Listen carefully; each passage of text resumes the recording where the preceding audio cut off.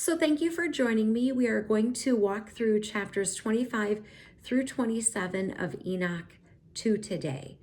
So remember that Enoch is Noah's great grandfather, and the book of Enoch 2, it is not canonized. Now, I've got a couple things I need to say here because it gets a little weird and I want to explain it, which is why we're only doing a couple of chapters plus the other thing. So we know that there were other created beings there with God, because it tells us that in Genesis 1:26. Then God said, "Let us make man in our image, according to our likeness. Let them have dominion over the fish of the sea, over the birds of the air, and over the cattle, over all the earth, and over every creeping thing that creeps on the earth." So when it says in our image, it doesn't mean there's other gods.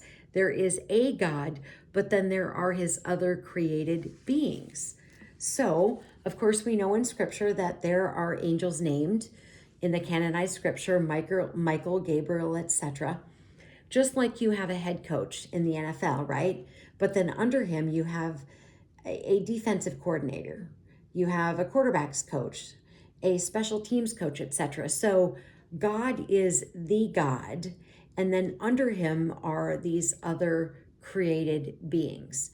All right, so when we talked a little bit about Enoch and the Gnosticism, and that the Gnostics say that it wasn't God's intent to create, it just kind of came out of him, there are these other creatures, as I will call them, that are listed, because beginning in chapter 25, where we're going to start, is where it kind of speaks about these other creatures, and it really gets actually very, very, very descriptive and such colorful language, and it sort of starts this Gnostic section more in the book of Enoch, if that makes sense. So I kind of wanted to run through and kind of share those things.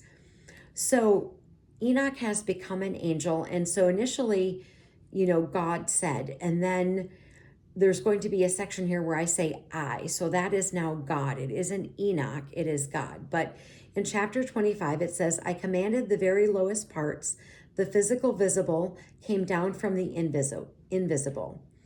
And then it says Adoil, Adoil. So this is where this creature thing, as I'm calling it, kind of comes into play. And I wanted to explain all of that. So like, who the heck is this? So it says Adoil had a belly of great light, and in the midst of the great light is born from light. God places for himself a throne.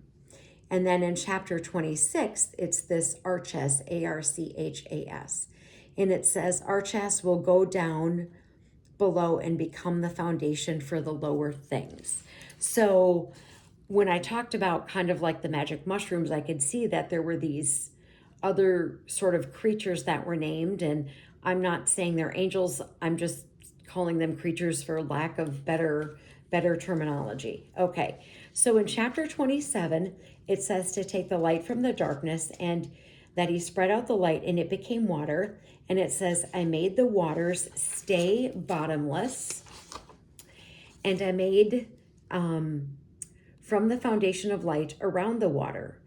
And then it says that he created 7 circles, and they were around the waters and other elements, and each circle had a path, and they go on their correct way. So this, I'm assuming, would be the planets, but the whole section on creation is highly descriptive, and I'm just giving you a summary. And so if this is something that you're interested, then beginning in sort of chapters 25 of Enoch 2 is where you would find that. Now, we're going to stop today at chapter 27, but the next time we're going to continue with chapter 28. And as I said, we still need to kind of go through that section on Enoch from before when I was talking about the lies, etc. And then I've got some other things that I'll be sprinkling in as well. So armor up, we ride at dawn. May God bless you as always. Have a great day.